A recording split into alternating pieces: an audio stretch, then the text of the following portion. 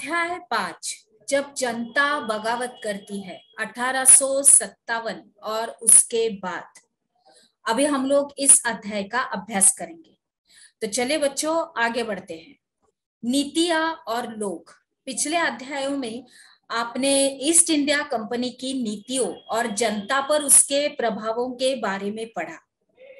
इन नीतियों से राजाओं, रानियों, किसानों, उसके बाद जमींदारों, उसके बाद आदिवासियों, सिपाहियों और सब पर तरह तरह के असर पड़े, हम लोगों ने देखा। आप यह भी देख चुके हैं कि जो नीतियां कार्रवाई जनता के हित में नहीं होती, जो उनकी भावना को ठेस पहुंचाती है, उनका लोग किस तरह विरोध करते हैं। नवाबों की छीनती सत्ता। 18वीं सदी के मध्य से ही राजाओं और नवाबों की ताकत छीनने लगी थी। उनकी सत्ता और सम्मान दोनों खत्म होते जा रहे थे। बहुत सारे दरबारों में रेजिडेंट तैनात कर दिए गए थे। स्थानीय शासकों की स्वतंत्रता घटती जा रही थी। उनकी सेनाओं को भंग कर दिया गया था और उनके राजस्व वसूली के अधिकार और इलाके के एक एक करके छीने जा रहे थे। इसके बाद हम लोग अभी एक चित्र देख रहे हैं कि सिपाहियों और किसान विद्रोह के लिए ताकत जुटाते हुए, और यह विद्रोह 1857 में उत्तर भारत के मैदानों में फैल गया था। अभी हम लोग उसका चित्र देख रहे हैं। देखिए, चित्र इधर है। बहुत सारे स्थानीय शासकों ने अपने हितों की रक्षा के लिए कंपनी के साथ बातचीत भी की।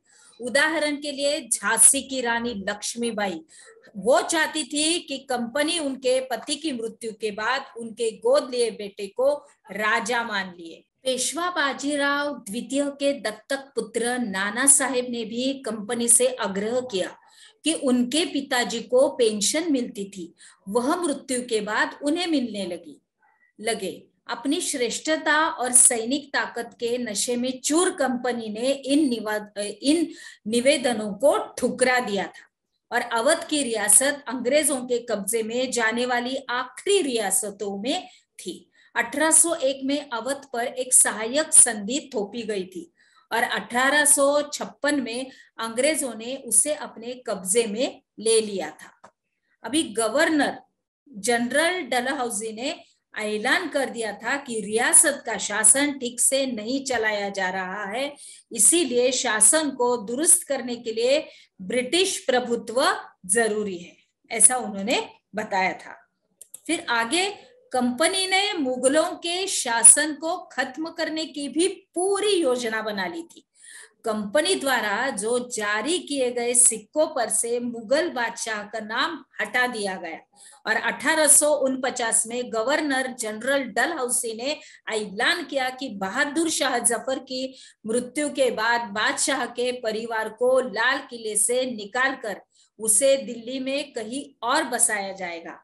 और 1856 में गवर्नर जनरल कैनिंग ने फैसला किया कि बहादुर शाह जफर आखिरी मुगल बादशाह होंगे और उनकी मृत्यु के बाद उनके किसी भी वंशज को बादशाह नहीं माना जाएगा और उन्हें केवल राजकुमारों के रूप में मान्यता दी जाएगी। इस तरह से उन्होंने ये सब कुछ किया था।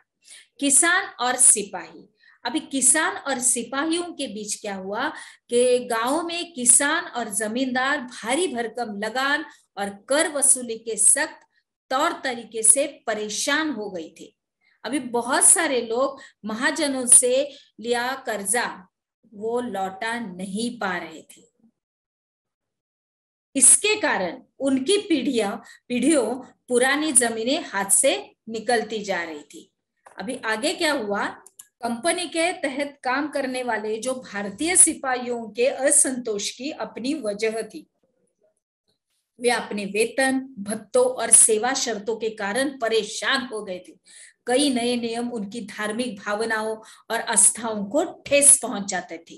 क्या आप जानते हैं कि उस जमाने में बहुत सारे लोग समुद्र पार नहीं जाना चाहते थे, लेकिन उन्हें लगता था कि समुद्र यात्रा में उनका धर्म और जाति भ्रष्ट हो जाएंगे। जब 1824 में सिपाहियों को कंपनी की ओर से लड़ने के लिए समुद्र के रास्ते से बर्मा जाने का आदेश मिला, तो उन्होंने इस हुक्म को मानने से इनकार कर दिया। उन्हें जमीन की रास्ते से जाने में ऐतराज नहीं था, लेकिन सरकार का हुक्म न मानने के कारण उन्हें सख्त सजा दी गई, क्योंकि यह मुद्दा अभी तक खत्म नहीं हुआ था कि इसीलिए 1856 में कंपनी को एक नया कानून बनाना पड़ा। और इस कानून में साफ कहा गया था कि अगर कोई व्यक्ति कंपनी की सेना में नौकरी करेगा तो जरूरत पड़ने पर उसे समुद्र पार भी जाना पड़ सकता है। इस तरह से सिपाही गांवों के हालात से भी परेशान थे। बहुत सारे सिपाही खुद किसान थे, वे अपने परिवार गांव में छोड़कर आए थे, लिहाजा किसानों का गुस्सा जल्दी ही सिपाहियों में भी फैल गया। सुधारों पर प्रतिक्रिया क्या हुई? अंग्रेजों को लगता था कि भारतीय समाज को सुधारना जरूरी है, लेकिन सती प्रथा को रोकने और विधवा विवाह को बढ़ावा देने के लिए कानून बनाए गए। अंग्रेजी भाषा की शिक्षा को जमकर प्रोत्साहन दिया गया। 1830 के बाद कंपनी ने ईसाई मिशनरियों को खुलकर काम करने और यहाँ तक कि जमीन और संपत्ति जुटाने की भी छूट दी थी। 1850 में एक नया कानून बनाया गया था जिसमें ईसाई धर्म को अपनाना और आसान हो गया। इस कानून में प्रावधान किया गया था कि अगर कोई भारतीय व्यक्ति ईसाई धर्म अपनाता है तो भी पुरखों की संपत्ति पर उसका अधिकार पहले जैसा ही रहेगा। उसके बाद बहुत सारे भारतीयों को यकीन हो गया था कि अंग्रेज उनका धर्म, उनके सामाजिक रीति रिवाज और परंपरागत जीवन शैली को नष्ट कर रहे हैं। उसके बाद हमने क्या सीखा? इसके अंतर्गत नवाबों की सत्ता कैसे छीनती गई? इस प्रश्न का उत्तर आपको अपनी नोटबुक में लिखना है। तो चलिए आगे बढ़ते हैं।